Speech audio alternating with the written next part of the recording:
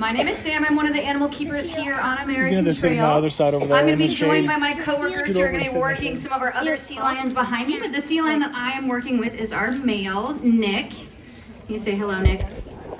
Now, I don't know if you can see a difference between Nick and the other sea lions, but that is because he is a male. He is quite a bit larger. Sea lions do exhibit what's called sexual dimorphism, which means that there's a difference between the male and the female, and in their case it is their size. So he is approximately 3 times as large as our largest female right now, and that is standard for them. Currently, Nick weighs just over 700 pounds, and this is going into their breeding season, so it is the largest that he will get. Here at the zoo, we have 5 sea lions. We have just our one male, Nick, who is currently on loan from the Denver Zoo while they are renovating their exhibit there. And then we have 4 females who range in age, I wish you wouldn't do that. Okay, don't push it off. Who range in age from 3 to 18. So the one behind me is our 3-year-old. Both Nick, Ronan, and Summer, who Jackie is going to be trying to work over there, are all wild rescue sea lions who were rescued when they were young for various reasons, and they came to us from the coast of California. Good, Nick. Okay, we're just making a lot of choices here. Okay, good job, bud. And they were not able to survive in the wild, so they came to us. Now here at the zoo, we have special permits and training to be able to work with the animals in the way that we do. Now it does look very easy and the animals look very comfortable working around us, and that is our goal. But we do want to send the message that, again, we have special permits and training, and they are very large and potentially dangerous animals. And not only is it dangerous to approach a wild seal or a sea lion, it is actually illegal. So these guys are protected by the Marine Mammal Protection Act, which states that you cannot get within 50 yards of them. So if you see those pictures of people taking selfies out with sea lions on the coast of California, that's really a bad idea and illegal. You can be fined, and also they can bite you. They do have very large teeth. Now here at the zoo, we use what's called positive reinforcement training to ask them for a variety of different behaviors in order to take better care of them.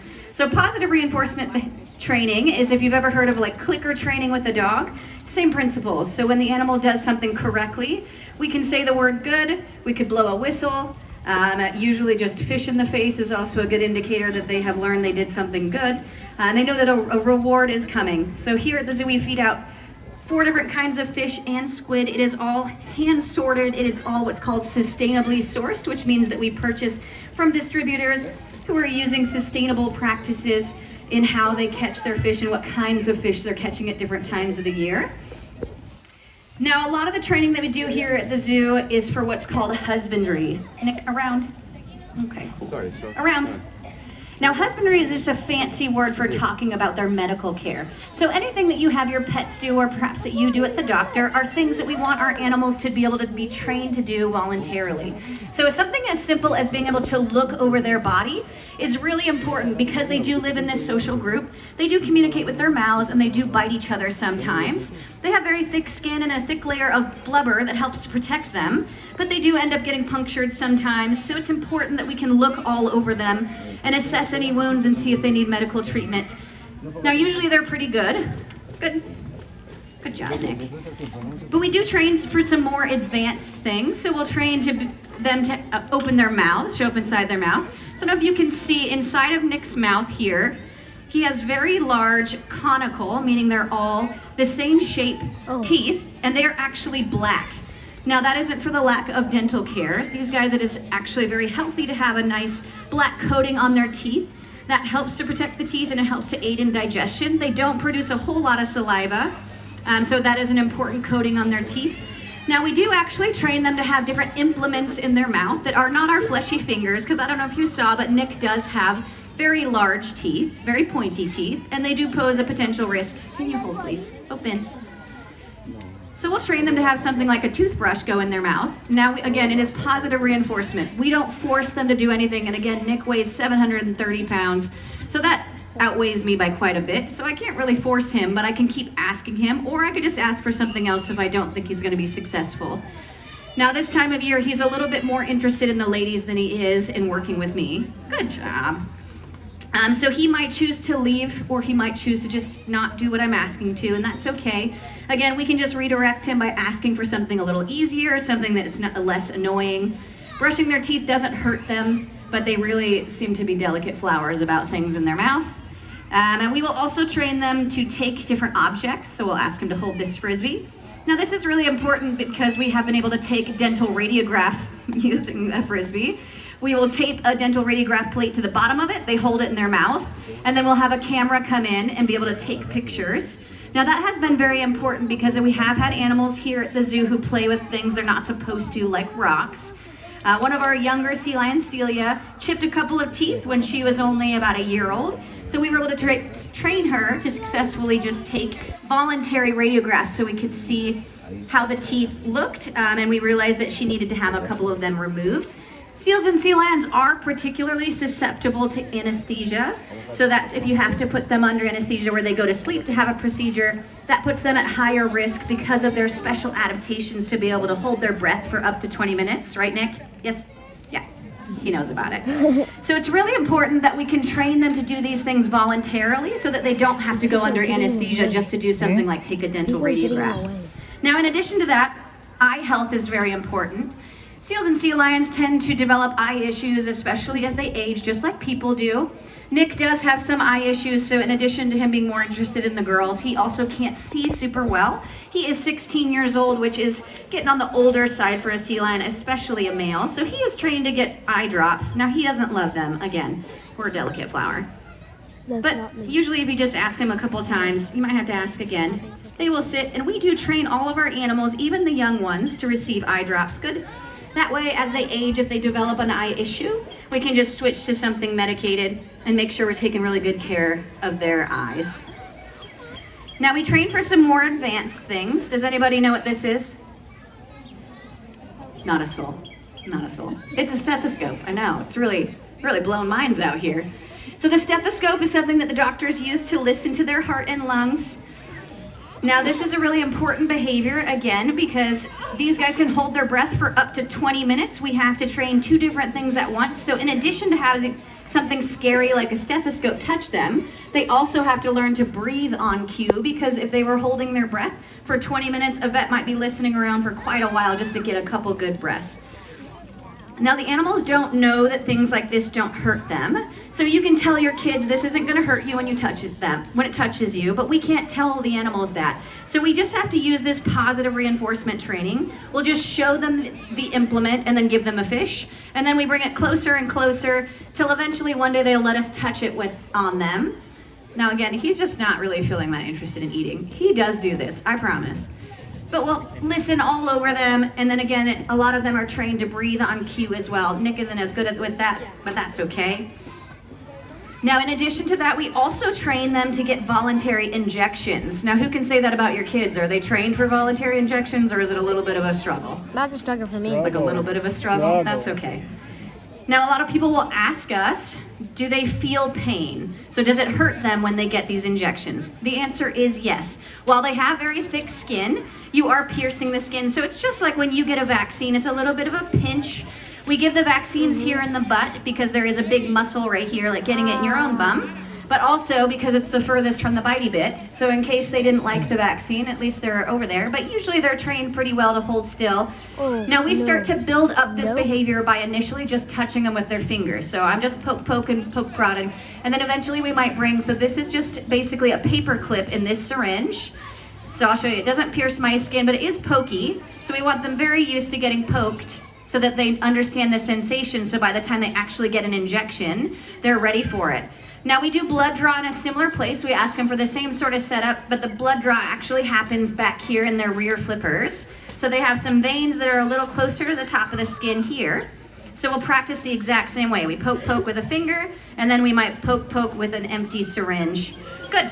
And you saw Nick sat so great for that. That was really great, so he'll get a bunch of fish for it. And again, these are all really important behaviors that we ask them to do to just help take better care of them. They get vaccines every year. They get rabies, West Nile, and distemper. So it's really important that we can ask them to do it voluntarily. As you can imagine, holding down a 730-pound sea lion can be quite challenging or impossible. So we just don't do that. And we try to do everything that we can voluntarily. And again, if Nick doesn't want to do this, he can absolutely just leave. If he was like, nah, girl, you're not poking me with that today, he could just go in the water and he could bounce. We don't go in the water with them. That's their safe space. So if they've chosen to leave, then that's okay. They might get offered food later on in the day, or it might be an indicator that they're just not very hungry and maybe they don't need that food that day. Now, not everything we train for is for a scary medical purpose. Some of the behaviors that we ask them for are just to help keep them mentally and physically stimulated. Now, here at the zoo, obviously they're not doing as many things as they might be doing in the wild, but we want to try to keep them really stimulated and happy and healthy. So some of the things, like I said, are just to help keep them moving, keep them guessing, and give them choice. Some of it is just to help showcase the differences between seals and sea lions. Now again, this is a California sea lion. If you go up the trail in that direction, we have a separate pool that has gray seals in it, and they are a separate species, and there are some ways that you can help to tell them apart. Now, a lot of the ways that you can tell them apart have to do with their bodies. So if you look at the side of Nick's head here, hold here, good, touch.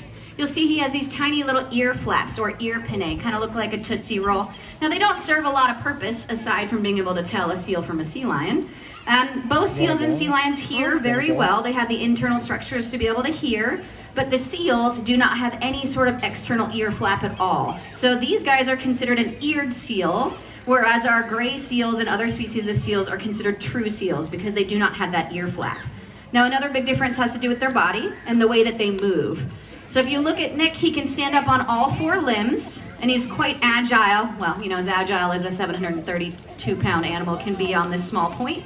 But they can walk up on all fours. They have these really large front flippers that they use to propel themselves through the water. So when they're swimming, they kind of swim like they're flying. They're gonna flap those big flippers down and push themselves through the water. And they mostly use their rear flippers to steer. Now the seals, on the other hand, cannot rotate their rear pelvis, and they cannot walk up on all fours. So they move a bit more like a caterpillar. So maybe Nick will give you his best demonstration of a seal. Good job, that was pretty good, right? We think so. Now seals also, the way they move in the water is different. So they actually will use their body and their rear flippers to propel themselves through the water. So they are quite different if you see them moving in or out of the water. Now another main difference that we all might know has to do with their vocalizations. Now, sea lions got their name because the males, specifically during breeding season, get their really thick neck, as you can see Nick has here, and they have that really loud roar like a lion. So that is how they got their name. Now, they can make a variety of different vocalizations. Nick has quite a bit to say. He has many different ones. Good. Good. They are very social animals, and they love interacting with each other, and they usually have a lot to say about it. So they're usually barking a lot, laying on top of each other a lot. The seals, on the other hand, do not vocalize very much. They don't really enjoy being around each other a whole lot. They kind of need their 6 feet of space, you know? We all understand that now. We get it. And when they vocalize, it's a little bit more raspy grunts and groans, maybe some whistling, and occasionally a noise, what's called caterwauling, which kind of sounds like a ghost. But overall, seals are much quieter than sea lions. So that is one way you could also tell them apart. In addition, where you are located might be a good indicator. Here on the East Coast, we do not have any species of sea lions located here, but we do have some seals. So gray seals you can find as far south as New Jersey, but definitely up towards Maine and areas like that you can find them. If you're on the West Coast, you might find both harbor seals and sea lions. So some of these other characteristics will be helpful in determining which one you're looking at. Now, in addition to training some of these things, we will also train our animals for retrievals. We're gonna see how well this works out. Again, Nick is older, he doesn't see super great, but we're gonna give it a whirl. You're really panning out for me. Oh, there, Nick. Oh dear. Don't worry, Ronan's helping. It's going good.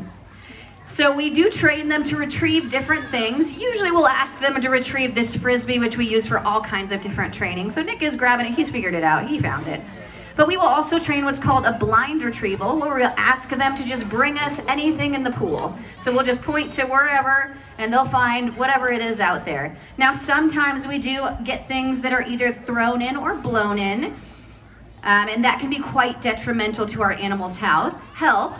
So occasionally, you know, because one of our sea lions, Celia, likes to be sitting at the window here and playing with people, we totally encourage you to interact with the animals through the window. It's very fun for them and very stimulating for them, but if you have toys, rocks, water bottles, anything like that, please keep it to yourself. I know it does look like there are toys throughout the exhibit, and those are special enrichment items that are approved for them that they cannot destroy and ingest.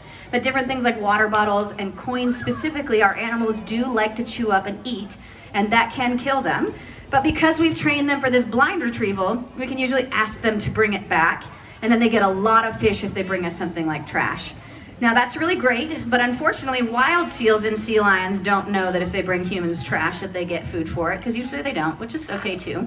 So some ways that you can help protect wild seals and sea lions are simple. Something like just making sure your trash makes it into the proper receptacle is quite helpful, because if trash is just loose on the ground, it is likely going to end up in the ocean. Now, obviously, animals in the ocean don't understand what trash is, and some things like plastic bags look a lot like some of the animals that they eat. So it looks a lot like a squid, so that if they ingest that or get entangled in it, that can be very life-threatening. So if you can just try to put your trash in trash cans, and also if you can recycle, and better yet, just reduce the amount of waste that you're producing altogether by using something like a reusable water bottle, is a great way to protect wild seals and sea lions and other marine life. Now, another great way, as I said, we're feeding out lots of different kinds of fish, and we feed out sustainable fish. If you like eating fish, there is an app or a website that you can visit called seafoodwatch.org, or just Seafood Watch is the app, that will make recommendations about what kinds of fish to eat at different times of year. And those are two really easy ways that you can help protect them. Now, our animals don't work for free, and Nick is about out of fish, so he's gonna say goodbye. Give him a little wave. Good job. Oh my God, that is I'm gonna let him know that I'm out of fish, and he'll usually leave. Sometimes he pops up because he just, is hopeful. But that does conclude. All done. You're all done, bud. That's it. All done. And we're blind. That concludes our training demonstration. If anyone has any questions, I'm happy to answer them, but I hope that you learned something and you enjoyed it, and that you enjoy this lovely day at the zoo. If you have any questions, you can come on down. Otherwise, enjoy your day. all right.